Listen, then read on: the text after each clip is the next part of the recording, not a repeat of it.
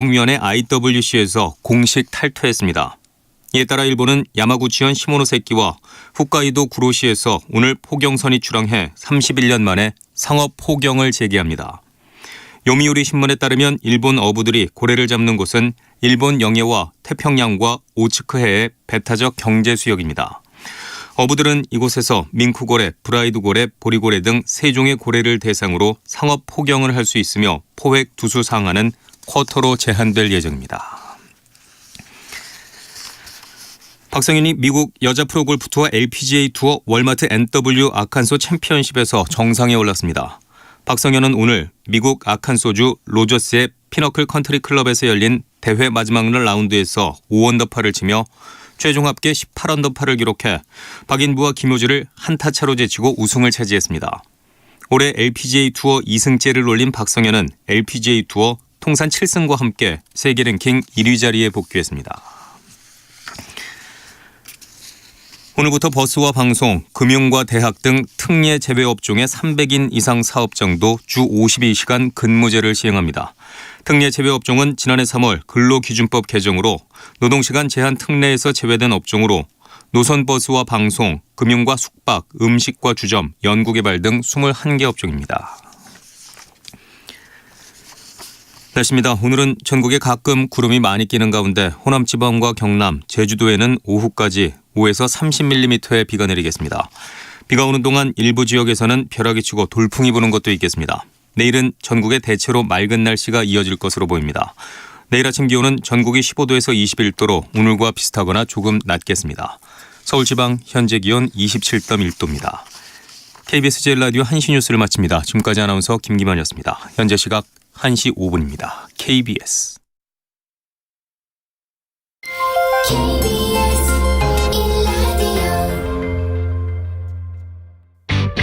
야, 왜? 점심시간에 뭐하냐? 자야지.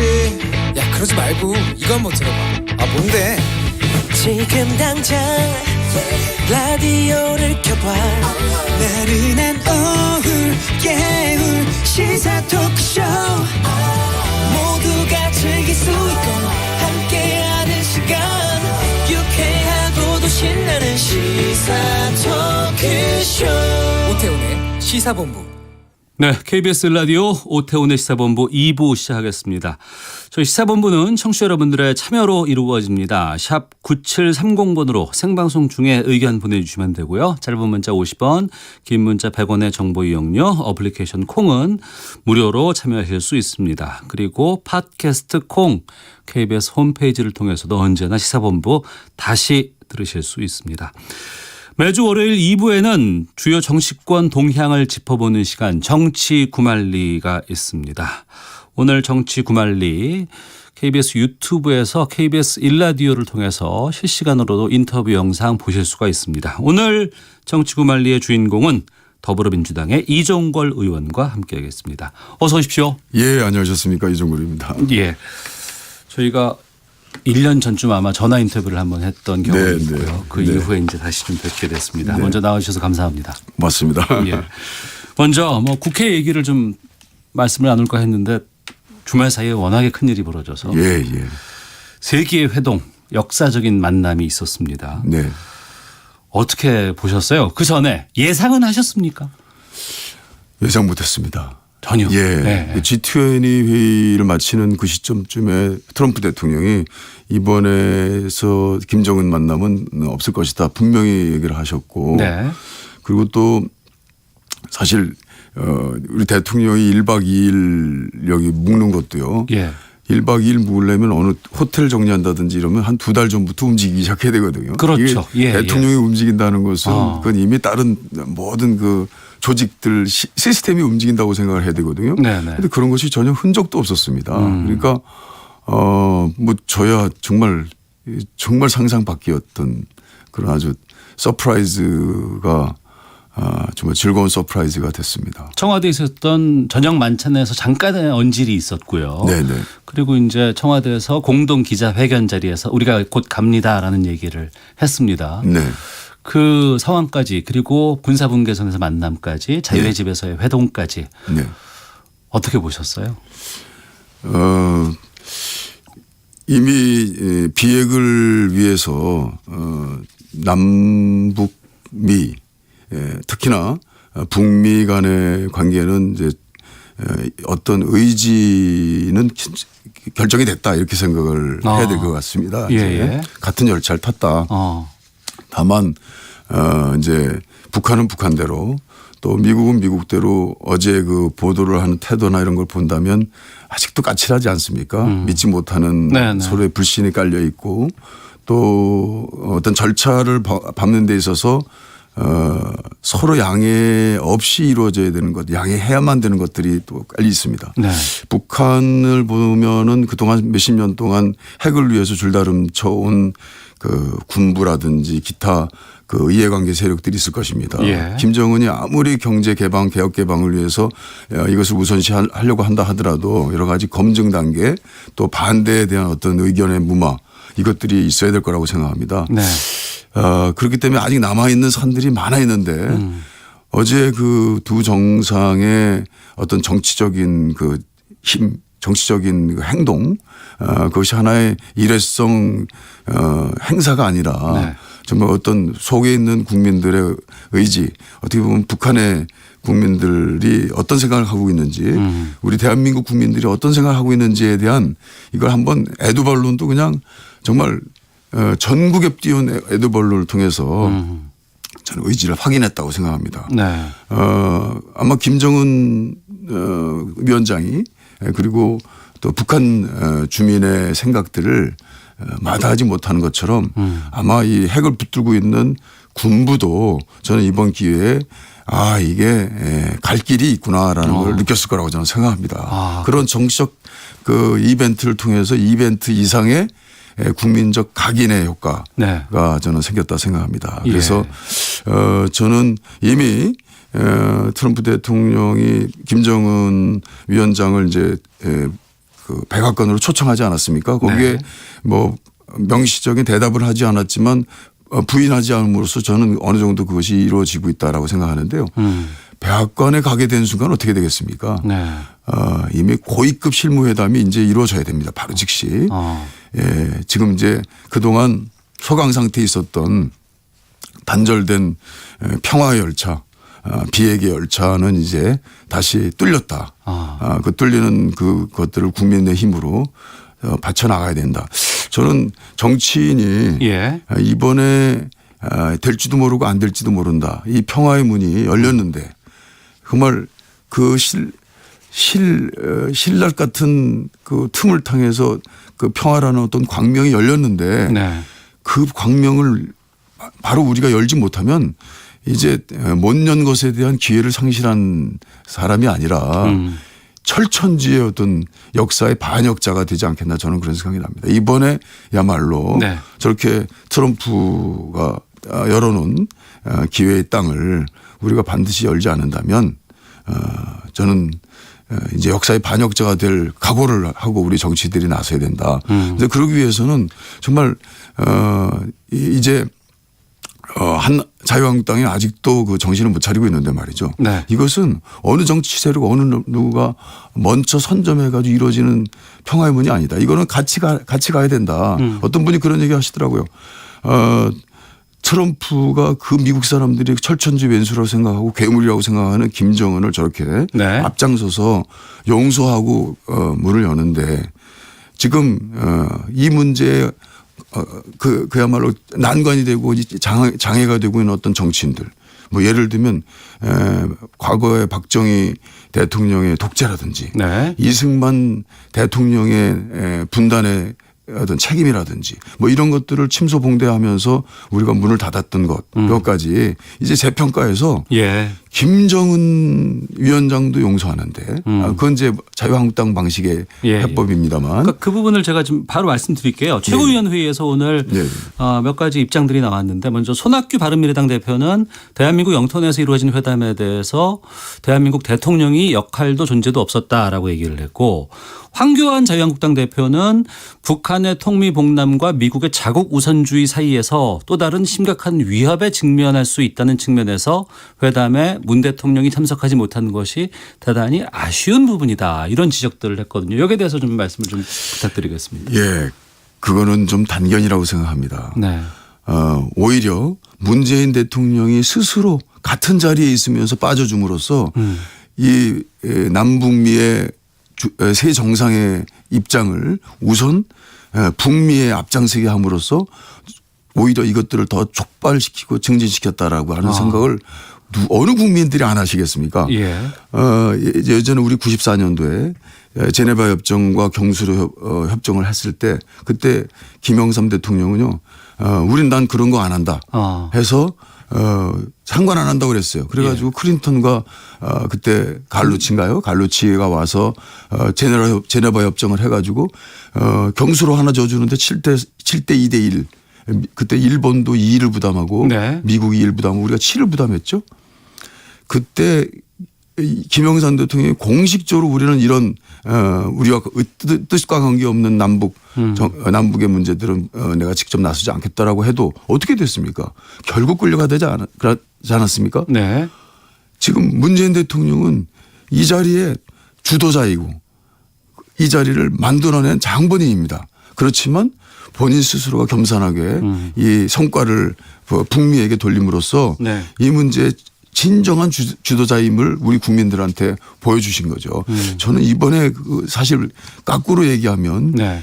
문재인 대통령의 앞장서서 자기 정치 성과를 보이기 위해서 막 앞에서 이렇게 하지 않은 것 그것이 이번 남북미 정상회담, 북미 정상회담의 네. 팩미다 이렇게 생각을 합니다. 알겠습니다. 물 한 잔 드시고요. 목이 좀 많이 지금 잠기시는 것 같은데. 예. 자, KBS 1라디오에서 더불어민주당 이정걸 의원과 함께 말씀 나누고 있습니다. 정치구말리 유튜브를 통해서도 보실 수 있다는 것 알려드리겠습니다. 84일 만에 국회가 정상화됐습니다. 네. 반쪽 국회의원은 말과는 달리 자유한국당까지 의원총회 추인을 받아서 상임위에 이제 복귀를 했는데요. 하지만 막판 변수는 상당히 많이 남아 있는 것 같습니다. 예, 예. 먼저 한 번은 추인을 거부했었잖아요, 자유한국당이.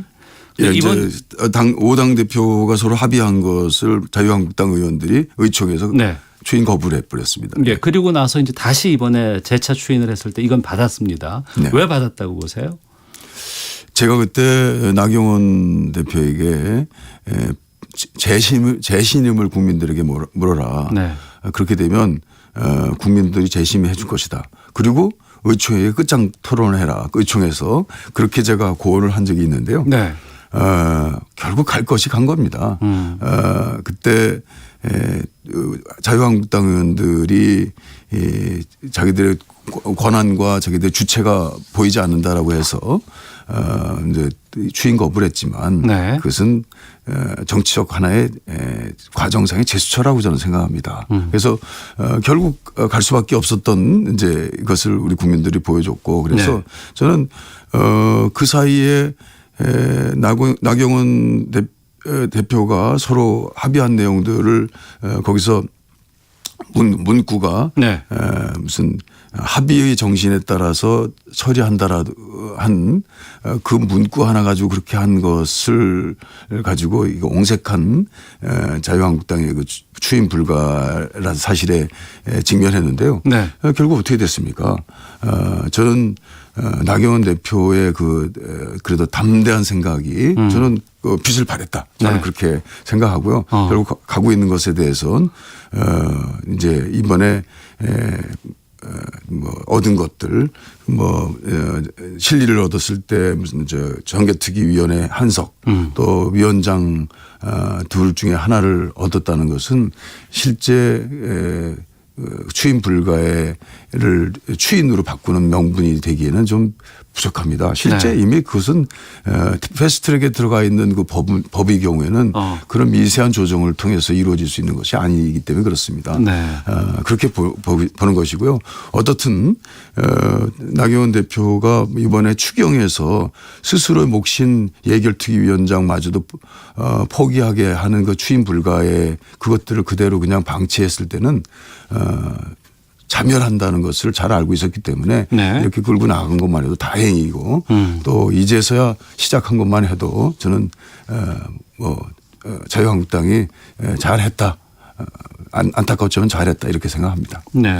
여야 3당 원내대표 합의문을 보면 가장 쟁점이 됐던 정치개혁특위 또 사법개혁특위 활동 기한을 2달 연장한 것입니다. 네. 그리고 위원장을 의석수 순서에 따라서 한 개씩 맡기로 했다고 하거든요. 네, 그러니까 정개특위 위원장과 사개특위 위원장을 민주당에서 먼저 선택을 하고 네. 그 다음 것은 자유한국당에서 맡게 됐다고 하는데 여기에 대해서 지금 여러 가지 지금 비판 같은 것들도 좀 들리고 있는 게 사실입니다. 민주당을 향해서. 예, 이번에 이제 패스트트랙에 들어온 법이 네. 예, 다 사개특위하고 정개특위에서 주도된 법입니다. 네. 그래서 만약에 이제 이번 6월 말로 특위 기간이 종료되는데요. 그걸 연장하지 않고 또 위원장 체제를 가지 않는다면 그동안 주도했던 이제 사개특위법 국민에게 굉장히 많이 지지를 받고 있는 법입니다. 사개특위에는 검경수사권 조정과 공수처법이 있죠. 공수처법인데요. 예, 예. 그리고 또 정개특위도 마찬가지죠. 선거법이 담겨 있기 때문에. 선거법이요. 선거법의 경우에는 또 조금 다르긴 합니다만 그러나 그 주던 그 위원회를 그냥 종료시켜서 그렇게 되면 어차피 사개특위에 나중에 들어온 이제 경찰개혁법이라든지 경찰 자치화에 관한 예, 예. 법이라든지 기타 그런 법들이 이제 다 제각각 행안이나 정개특위는 이제 각자 그 자기 상임위로 돌아가게 됩니다. 네네. 그러면 지금 180일, 120일, 60일이라는 기간을 준수하는 것이 사라지는 것이 아니기 때문에 아직 사개특위에서 못한 기간 또 정개특위에서 못한 기간을 이제 각 법사위 생안위에서 이제 진행하게 되는 것이거든요. 네. 뭐 그럴 때 그때 상임위원장이 법사위원장은 자유한국당, 행안위는 더불어민주당입니다. 네. 그곳에 무슨 토론을 하면서 몇 가지 그 법을 개선할 수 있는데 그것은 합의에 의하지 않는다면 그러면 기간만 지나가면 본회의로 올라가는 건 마찬가지입니다. 예. 그래서 저희 이번에 그 행안위는 더불어민주당이고 그리고 사개특위는 그리고 법사위는 이제 자유한국당이기 때문에 네네. 만약에 그것이 기간 연장이 안 됐을 때 각 상임위로 갈 때 자유한국당과 더불어민주당으로 각각 대별돼 있는 위원장 체제를 그대로 그렇게 가보자라고 하는 것. 그러니까 네. 말하자면 반반 나누게 한 것이죠. 그리고 또 이제 의석수대로 약간 조정하기로 한 것. 네. 이것들은 이건 그냥 만약에 기간 연장을 안 했을 때 이루어지는 그것들을 상정해서 그걸로 가자라고 한 어떤 의견 아주 잘 짜낸 의견이라고 저는 생각합니다. 그래서 그걸 예. 가지고 나경원 의원도 아마 상임위 만약에 이 사개특위 그리고 정개특위가 연장 안 된다 하더라도 마찬가지의 결과가 이렇게 올 것인데 굳이 국민들한테 우리가 목리 부리는 것처럼 해서 이익될 게 뭐겠느냐라고 설득해서 아마 됐을 것이라고 저는 생각하고요. 네. 하지만 정개특위 위원장을 맡았던 심상정 의원 같은 경우에는 좀 상당히 좀 이렇게 불편한 이야기를 좀 많이 하시거든요. 제대로 연락을 받지 못했다는 부분이라든가 또 아니면은 그 주로 이제 그 교섭 대표들만의 예. 관계에서 이 소수 정당 같은 경우에는 누락되는 것이 아니냐라는 불만들 많이 나오고 있는데 여기에 대해서 입장 부탁드리시죠. 그건 이해합니다. 네. 그래서 지금 이제 정개특위가 연장이 됐다면 원컨대 바라건대는 심상정 의원의 위원장 체제에서 그것을 마무리하는 것이 좀 바람직했겠죠. 예. 그러나 만약에 그 연장이 안 됐다면 어떻게 됩니까? 그것은 이제 법사위 또는 행안위로 가기 때문에 결국 이제 상임위원장으로서의 자리는 이제 내놓을 수밖에 없는 것을 좀 이해하면서 설득을 좀 해야 될 것 같고요. 예. 그리고 또 정개특위에서 이미 패스트트랙에 올릴 때 모든 내용들을 다 주도하고 그 내용이 이제 변화될 수 없습니다. 통과가 된다면 그 안 그대로 통과가 되는 네. 본회의 절차를 남겨놓고 있고 또 잔여 기간 행안위의 기간이 남아 있거나 법사위에 남아 있기 때문에 저는 아마도 그 점에 관해서는 본인이 위원장 체제 내에서 정개특위에서 한 주도적인 역할에 대한 국민적 관심이나 국민적 성과에 대해서 스스로 이제 좀 홍보하고 그렇다면 저는 뭐 그 점에 관해서는 좀 이해할 수 있지 않겠나 생각을 하고 있고요. 예. 그래서 어떻든 간에 심상정 의원이 위원장 시절에 이미 정개특위에서 짜여진 주도된 그 안 자체가 가부의 패스트트랙 안으로 본회의에 올라갈 것이라는 게 거의 분명하기 때문에 네. 저는 그 점에 관해서는 좀 이해를 잘 구하고 설득한다면 뭐 국민도 그 점에 관해서도 이해해 주시지 않겠나 이런 생각합니다. 그러면 지금 민주당 입장에서는 정개특위위원장과 사개특위위원장 가운데 어디를 선택하게 됩니까? 뭐 저는 분명히 예. 이번에 정개특위와 사개특위의 경우에는요. 정개특위에다가 좀 집중할 것이라고 보입니다. 어느 당이나. 예. 그렇기 때문에 역지사지에서 먼저 원한다면 자유한국당이 정개특위를 이제 위원장을 원할 것이기 때문에 네. 이것마저 양보해서는 안 된다고 생각합니다. 그럼 정개특위위원장을 민주당에서 그래서 해야 먼저 된다? 선택, 다수당이 먼저 선택하기로 한 그것은 예. 정개특위위원장을 이제 더불어민주당이 할 수밖에 없는 조건에 있기 때문에 그렇게 한 것이고요. 예. 그리고 이제 제가 볼 때는 사개특위에서 검경수사권이라든지 공수처법이라는 것이 이런 것들은 지금 사실 가짜뉴스에 가까운 얘기들을 한 것이에요. 공수처법은 지금까지 검찰이 강한 사람한테 약하고 네. 약한 국민들한테는 그 모든 권한을 행사했다라고 하는 국민적 반대가 그런 평가가 있지 않았습니까? 네네. 그래서 사실 공수처법의 위원장이 대통령이 임명하는 것이 아니고 7대5 그러니까 예. 7명 중에서 5명 정도가 찬성해야만 될 수 있는 그 위원들 선정권에는 야당도 포함이 돼 있거든요. 네. 그래서 제가 볼 때는 2명만 반대하면 안 된다는 것을 보게 되면 그것은 아마도 자유한국당의 비토권이 사실상 있는 네. 야당의 비토권이 있는 것이죠.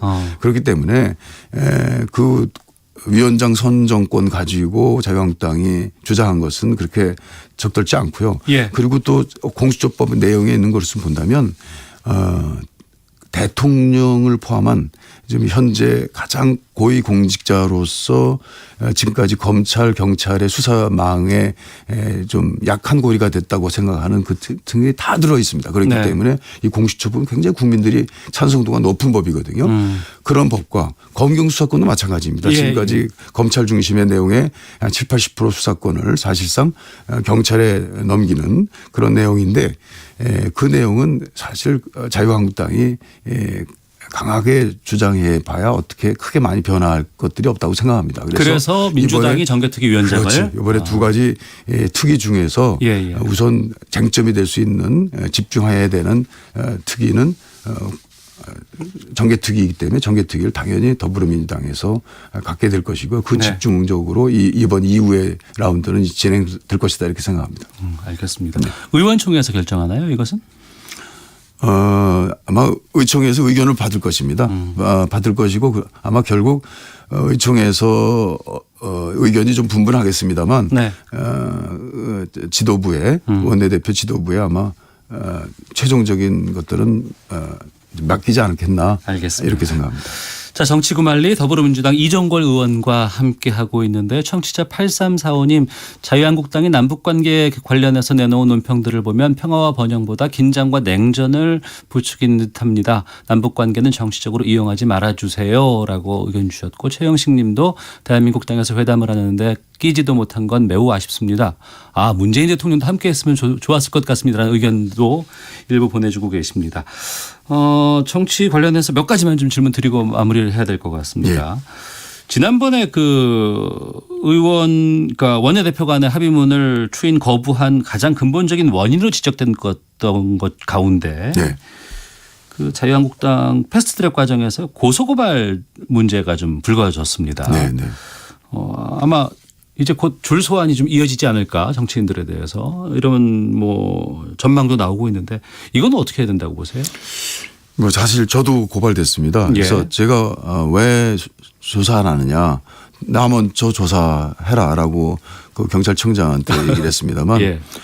눈치 보면 안 됩니다. 이거는 원칙대로 해야 됩니다. 네. 그 수년 전에 이 국회법에 이 선진화법이라는 내용을 집어넣으면서 그때 결단한 게 있습니다. 네. 그 이전에 뭐 입법방해, 입법방해도 철저히 평화적으로 할 수 있도록 하는 국회 폭력을 몰아내는 내용으로서 선진화법을 그때 합의한 것은 굉장한 진통이었습니다. 네. 사실 저도 원내대표 때요. 박근혜 정부에서 그렇게 법을 몰아치는데요. 정말 어떻게 할 도리가 없어요. 당시 2016년이었죠. 그렇습니다. 그래서 제가 가장 강력한 박근혜 대통령의 그 법 하나에 대해서는 필리버스터 무제한 토론을 제기해 가지고 그때 사실 평화적인 입법 방해를 통해서 국민들이 굉장히 박수도 보내주지 않았습니까? 예. 그런 일도 한 번 했는데 이 입법 방해를 한다면 그런 방식으로 했어야죠. 예. 정면으로 이 동물국회를 만들 수 없다라는 것이 국민 뜻이기 때문에 이것은 국민의 뜻대로 지금까지의 폭력국회를 만든 장본인에게는 일벌 네. 정말 그 예외 없이 하겠다라고 하는 것이 그때 당시 선진화법의 취지였기 때문에 네. 이 내용을 잘 알아야 됩니다. 그래서 소환해서 한 행위 그리고 했던 모든 것들에 대해서는 모조리 이제 아마 뭐 동영상 촬영도 다 돼 있을 테니까 네. 철저히 조사해서 이에 대한 응분의 조치를 해야 된다고 생각합니다. 그것이 지금 그동안 몇 년 동안 그야말로 그 평화국회, 동물국회를 막은 선진화법을 이렇게 완전히 몰각시켜버린 네. 책임자들에 대한 응분의 조치, 법을 지키는 법치주의 국가에서의 어떤 기본적인 태도다 이렇게 생각합니다. 알겠습니다. 자, 그리고 마지막 질문입니다. 조국 청와대 민정수석의 법무부 장관 입각설 여기에 대해서 지금 정치권이 뜨겁습니다. 이종걸 의원께서 SNS에 조국 수석의 법무부 장관설 비판을 비판한다는 제목의 글을 올리셨더라고요. 예. 여기에 대해서 좀 입장 좀 해 주시죠. 저희 돌이켜보면요. 이명박 대통령 때 권재진 민정수석이라고 계셨어요. 네. 예. 그분이 이제 법무부 장관으로 갈 때 2011년. 예. 그때 아유 잘 기억하셔서 예. 그때 저희가 이제 반대했습니다. 네. 반대한 논리는 이제 이명박 대통령 중후반기 검찰을 완전히 장악하기 위한 이 정치 검찰을 강화시키고 법무부와 민정수석을 하나의 일체적인 대통령 보호기관으로 만들기 위한 태도는 그것은 지양되어야 된다 이렇게 반대를 했는데요. 네. 지금 그 똑같은 논리를 가지고 얘기하고 있습니다. 권재진 수석은 검찰에서 30년 동안 쭉 해온 그야말로 정치 검찰의 아주 전형인 분입니다. 그분이 네. 민정수석을 하고 있었거든요. 예, 예. 조국은 검찰을 해본 적이 없는 분입니다. 그리고 교수였었죠. 예, 정치 검찰을 수장으로서 민정수석 때 검찰을 거의 지휘해서 사정과 사찰을 해온 최고의 헤드가 바로 권재진 수석이었던 건데 네. 조국 수석은 어떻습니까? 지금 조국 수석은 민정수석 하면서 지금 검경수사권 조정이라든지 공수처법이라든지 사법개혁을 총괄하는 이제 우두머리로서 역할을 했습니다. 네. 이 조국 수석이 검찰을 장악한다는 것은 국민들이 믿지 않고 있죠. 뭐 그건 당연한 것이고요. 법무부에 가서 지금 그 해놓은 내용들을 완성하는 하나의 헤드로서 네. 법무부 장관이 사법개혁 법무부 장관이 되라고 하는 미션을 저는 받았다고 생각한다면 그거야말로 완전 윈윈하는 구조이다. 그리고 지금까지 이제 이명박 대통령 때 그 정치 검찰이라든지 예. 기무사라든지 마무리해 주셔야 돼요, 국정원 이제. 예. 이런